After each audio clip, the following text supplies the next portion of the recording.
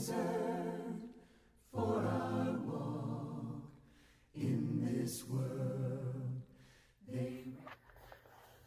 Well, good Thursday morning to you. Hope that you're having a great week so far.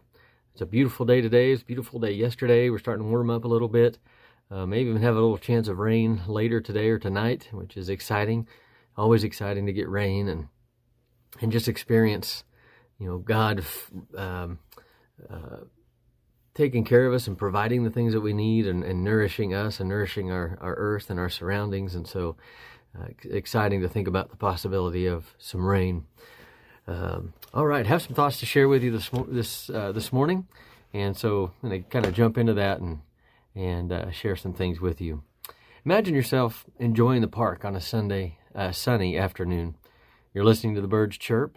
You're enjoying the sound of the wind or the breeze gently moving through the trees and the rustling leaves and the sweet smell of the season in the air. And we're coming up on a great season here. Spring is approaching. Lots of great smells and sounds as the earth around us, as the world around us changes into some beautiful color.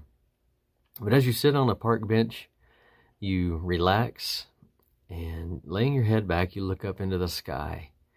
And you notice the whiter clouds are moving to the east pretty quickly, and beyond them are dark, gray storm clouds, approaching like an invading army seeking to destroy the peace. Before you make it halfway home, the downpour begins. This is not one of those soft afternoon showers usually experienced in the month of April. Rather, you are quickly realizing how truly blessed Noah was to be on that ark.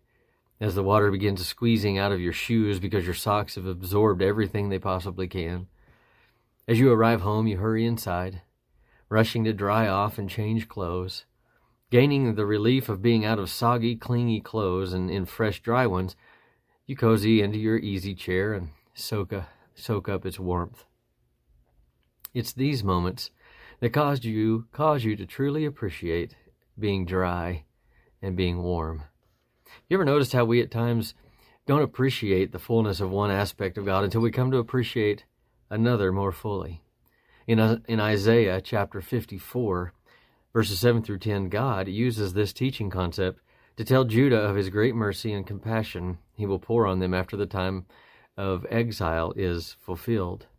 Isaiah 54, 7 through 10 reads like this. It says, "For a brief moment I abandoned you, but with deep compassion I will bring you back. In a surge of anger I hid my face from you for a moment, but with everlasting kindness I will have compassion on you, says the Lord, your Redeemer. To me this is like the days of Noah, when I swore that the waters of Noah would never again cover the earth. Now I have sworn not to be angry with you, never to rebuke you again. Though the mountains be shaken and the hills be removed, yet my unfailing love for you will not be shaken, nor my covenant of peace removed, says the Lord, who has compassion on you." Oh, isn't that a great passage? A lot of comfort in that passage. In this passage, his anger, God's anger, or his wrath, is described in terms of brevity. In other words, it didn't last very long. Whereas his loving kindness is called everlasting in verse 8. And so he dwells on the fact that his love and his kindness is a much more lasting thing, a more lasting feeling toward us. They are written of as opposites, yet they are joined to help Judah appreciate the depth of both aspects of God's nature. Just as we are reminded of how wonderful it is to be warm and dry after being captured in a downpour, we can be reminded of the magnitude of God's wrath by looking at and fully appreciating the greatness of his mercy. Today I will read Genesis 6 through 8 and compare the vastness of God's wrath displayed with the greatness of his mercy poured forth on Noah and his family. How does appreciating God's mercy help me better respect his wrath? And in fact, sometimes it's the opposite. We respect his love and mercy after we have experienced the tougher things. Maybe have experienced his wrath a little bit.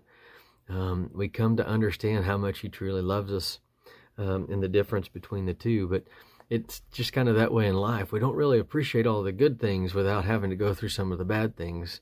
The good things mean that much more to us after we've experienced things that are tough and things that are hard and things that frustrate us or make us sad. And so it is with God. We have a much bigger understanding of God and the love of God and the faithfulness of God and the caring of God when we have also experienced His wrath, or when we've experienced rough things or bad things in our life. And so just think on those things. When things are hard and things are tough, remember how awesome God is and how faithful God is. And He's faithful to His promise to not stay mad at us very long, His promise to walk with us through all of those hard and difficult things and be with us each and every step of the way. That just shows us that we serve an amazing and awesome and big God, and He loves each and every one of us very specially. Hope this is encouraging to you.